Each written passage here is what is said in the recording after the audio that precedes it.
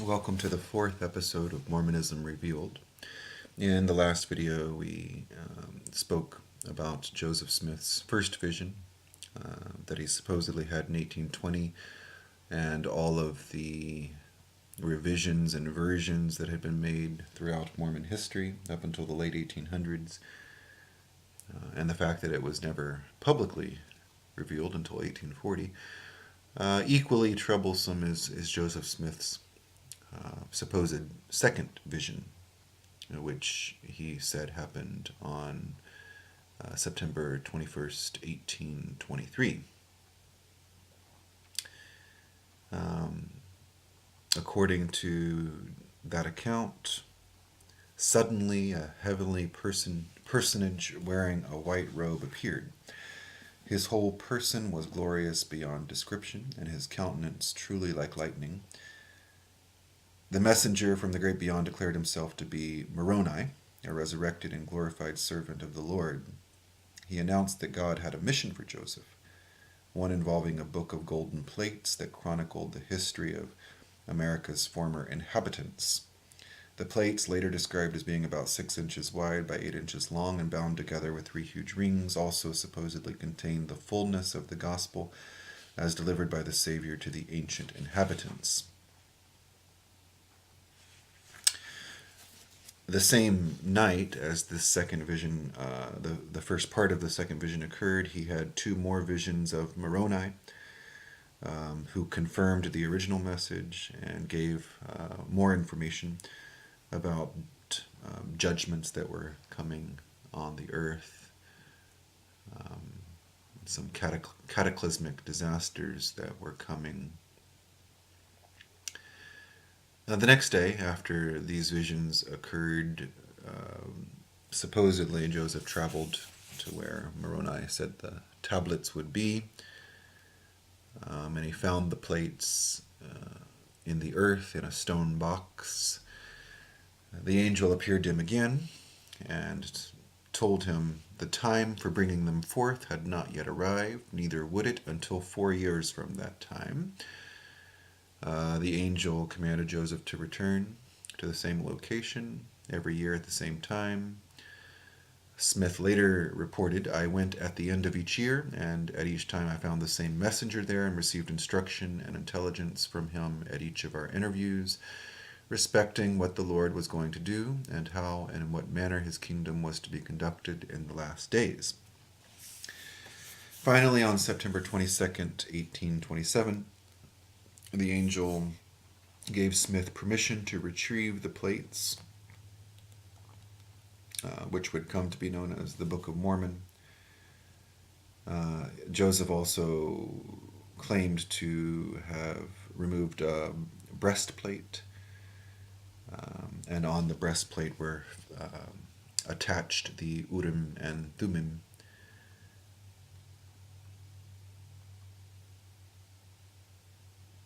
The problem with the recording of this second vision is that there are just as many inconsistencies in the second vision as there are in the first vision.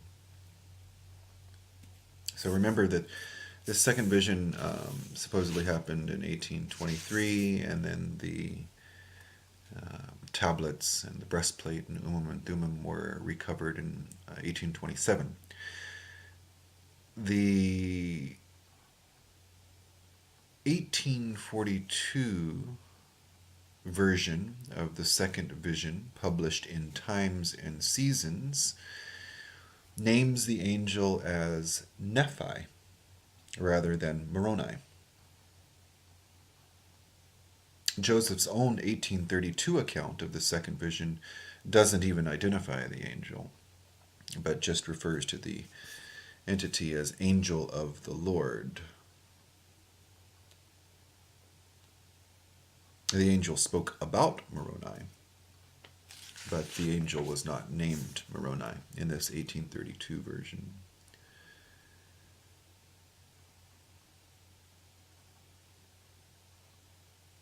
It appears that in some Mormon accounts of Joseph's visions, the first and second vision have been mixed together a bit. There are elements of the first and second vision mixed together.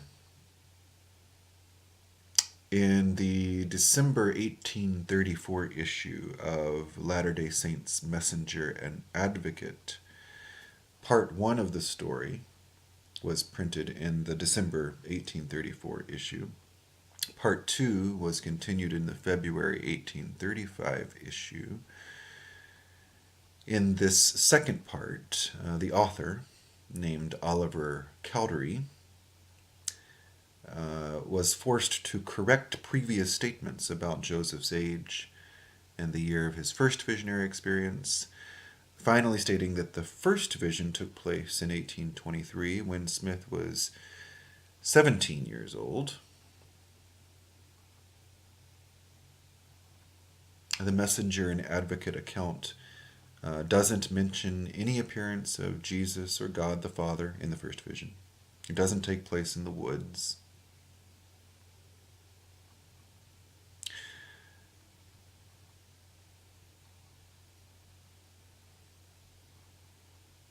Another blended account comes from Joseph's own brother, William Smith.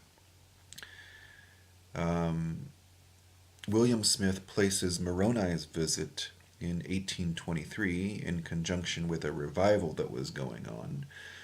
William doesn't mention God or Jesus appearing, but has an angel showing up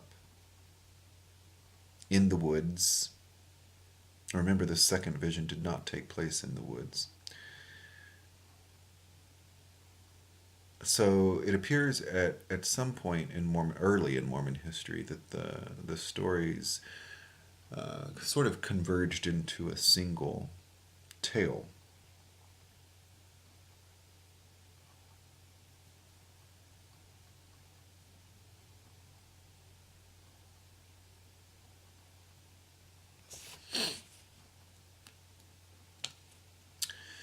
It's interesting that LDS documents are pretty silent on Joseph Smith's life between 1823 and 1827, and we have to ask why this is. And many scholars tend to think that it's because Joseph and his family were heavily involved in ritual magic and divination, mostly for the purpose of money digging.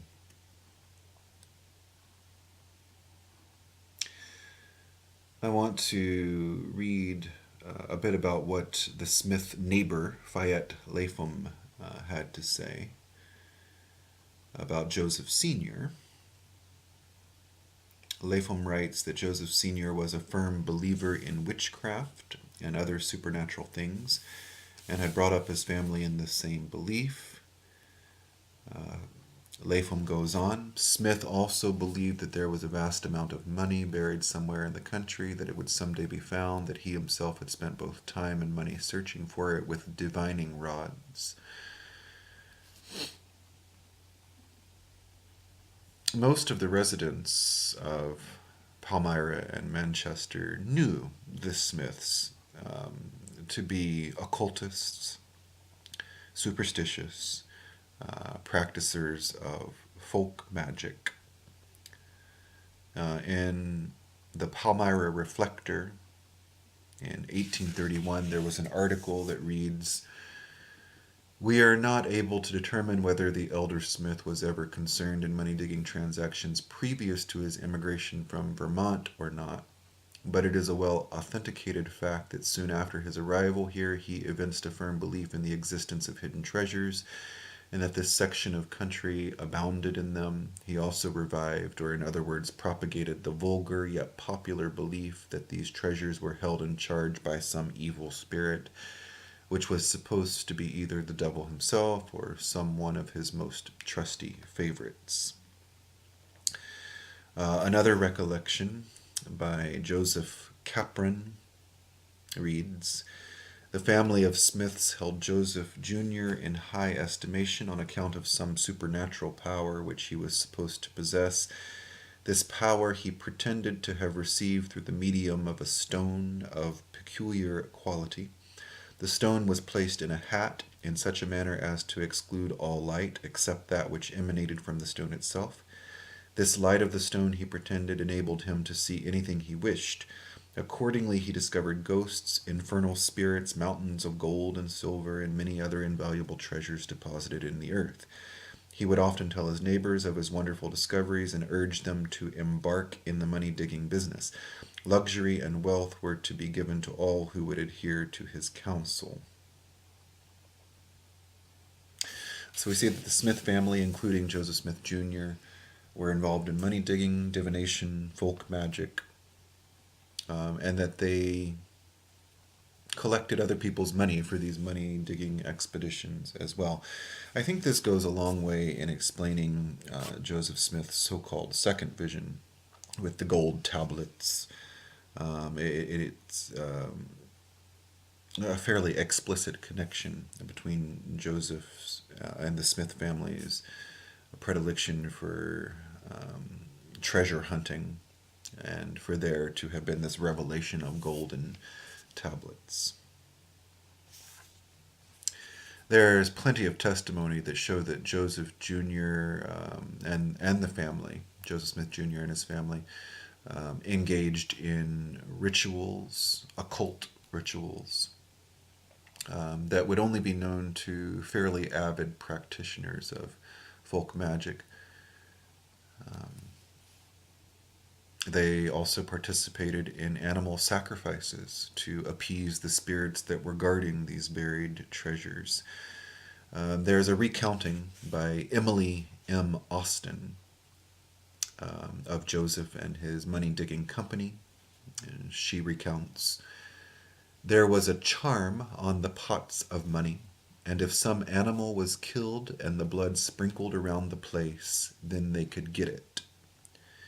So they killed a dog and tried this method of obtaining the precious metal. Alas, how vivid was the expectation when the blood of poor Trey, the dog's name, was used to take off the charm, and after all to find their mistake, and now they were obliged to give up in despair." Hiel Lewis, a cousin of Joseph's wife, Emma, also reported the sacrifice of white dogs, black cats, and other animals, and that this was, quote, "an indispensable part or appendage of the art which Smith, the embryo prophet, was then practicing." So we see that Joseph and family were involved in occult magic, folk magic, and the sacrifice of animals for the finding of treasure.